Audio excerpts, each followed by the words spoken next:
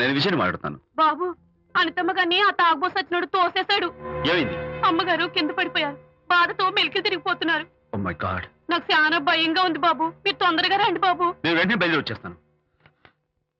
ఈ టైంలో ఎక్కడికండి? అనిత కింద పడిపోయిందంట. నేను వెంటనే దగ్గరుండి హాస్పిటల్కి తీసుకెళ్ళాలి. వేరే ఎవరైనా తీసుకెళ్తారండి.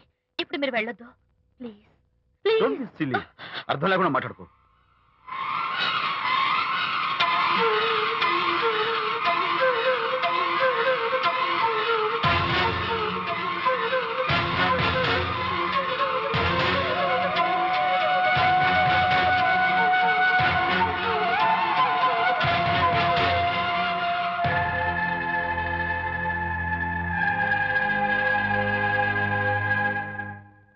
డాక్టర్, అనితకి నథింగ్ టు వరీ. కాలికి దెబ్బ తగిలింది కాబట్టి పర్వాలేదు. అదే కడుపుకు తగిలింటే అబార్షన్ అయి ఉండేది. Thank God. Anyhow she is lucky. చూడండి, నెలలు నిండుతున్న కొద్దీ మీరు మీ షీస్ మై ఫ్రెండ్ డాక్టర్. అలాగా. పెయిన్ ఎక్కువగా ఉంటే ఈ టాబ్లెట్స్ వాడండి. అలాగే డాక్టర్. ఇంత చిన్న దెబ్బకి అంత ఇదైపోతావేంటి విజయ్? చిన్నదేం కాదు, జరగకూడదు జరుగుంటే చాలా పెద్ద అయ్యేది. నువ్వు ఉన్నావుగా. సర్లే. డాక్టర్ ఏం చెప్పారు తెలుసా?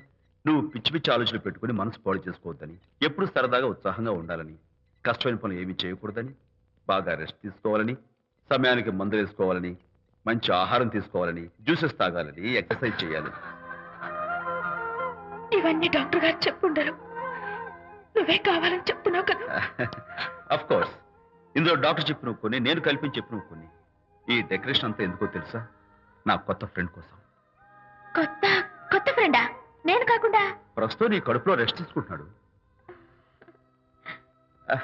రేపు బయటకు వచ్చాక నా చెవి పట్టుకుని, ఎరా భడవా, మా అమ్మ నీ బెస్ట్ ఫ్రెండ్ అంటావే, మరి తను ఎలాగైనా చూసుకోవటం. నువ్వు చేసిన తప్పు శిక్ష ఉండో తెలుసా? నేను నీ బట్టల మీద, ఆ తర్వాత నీ మీద పోసేస్తాను అన్నాడు అనుకో, ఆ అత్తల సువాసనలకి, ఆ గుహాళింపులకి నేనేమైపోవాలి, నా బట్టలేమైపోవాలి. కాబట్టి అమ్మడు, నా లిటిల్ ఫ్రెండ్ కోసం ఇక నుంచి నువ్వు నా మాట వినాలి, తప్పదు. ఓకే విజయ్, నువ్వు నా తోడు లేకపోతే నేనేమైపోయేదాన్ను. నీ ప్రేమ అభిమానం చూస్తుంటే నాకేమనిపిస్తుందో తెలుసా?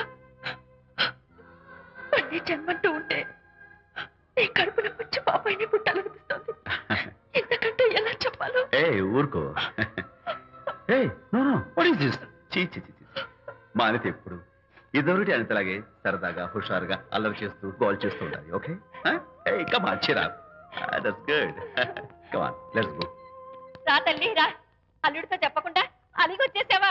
చాలా మంచి పని చేశావు. నా కడుపున పుట్టినందుకు నేను గర్వపడుతున్నాను. దానికి కారకుండైనందుకు నేను సిగ్గుపడుతున్నాను.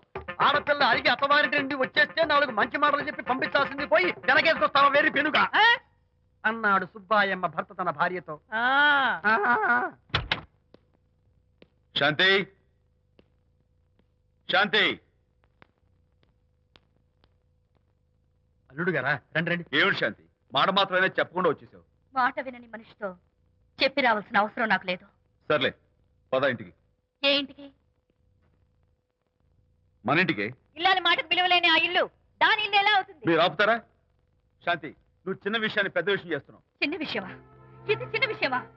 పెళ్లిలో అది మీతో రాసుకు పూసుకు తిరుగుతుంటే చిన్న విషయమని సరిపెట్టుకున్నాను. నట్టి నడి బజార్లో మీరు దాన్ని కౌగులించుకుని ఓదారుస్తున్నానని చెప్తే చిన్న విషయమని సర్ది చెప్తున్నాను. ఇప్పుడు నా కౌగులి కంటే దాని లోగిలే ముఖ్యం అనుకోవడం చిన్న విషయమని నేను అనుకోవట్లేదు. శాంతి, ఆ రోజు నాతో షిడ్నీ షెల్డన్, జెఫ్రీ ఆర్చర్స్ నవలు చదివేదాన్ని, ఆ మాత్రం నాకు తెలియదా అన్నావు. అంతంతలా పుస్తకాలు చదవడం కాదు, మనుషులను చదవాలి, వాళ్ళ మనసుల్ని అర్థం చేసుకోవాలి. బయలుదేరు. అబ్బో, ఇప్పటికే నిన్ను నీ ఫ్రెండ్ ని ఎక్కువగా అర్థం చేసుకున్నావు. అందుకేనండి చాలా ఎక్కువగా మాట్లాడుతున్నారు. ఏమిటి ఎక్కువ? ఇది మా మొగుడు పిల్లల మధ్య సమస్య, మీరు అనవసరంగా జోక్యం చేసుకోకండి. ఇప్పుడు సమగా ఉందా? శాంతి, ఇంతకీ నువ్వు ఇంటికి వస్తావా రావా? వస్తాను, కానీ ఒక కండిషన్ మీద అయితేనే వస్తాను. ఇక మీరు అనితింటికి వెళ్ళకూడదు, తనతో మాట్లాడకూడదు. అంతేకాదు, మీ ఆ ఫ్రెండ్షిప్, ఆడ ఫ్రెండ్షిప్ పర్మనెంట్ గా కట్ చేసుకుంటేనే వస్తాను. శాంతి, మీరిద్దరు నాకు 2 కళ్ళు లాంటి వాళ్ళు. అందులో కన్ను పొడి చేసుకోమడి ఎలా? ఇవాళ 2 కళ్ళు అంటారు, రేపు 2 ఇళ్ళు అంటారని ఏంటి గ్యారంటీ? ఆహా, అయితే ఫైనల్ గా చెప్తాను విను. అనిత నాకు ఫ్రెండ్.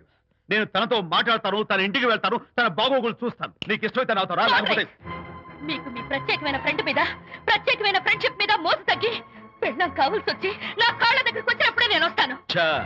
నీకు అంత డెకరేషన్ లేదు.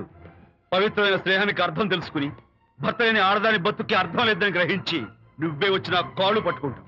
Mind it.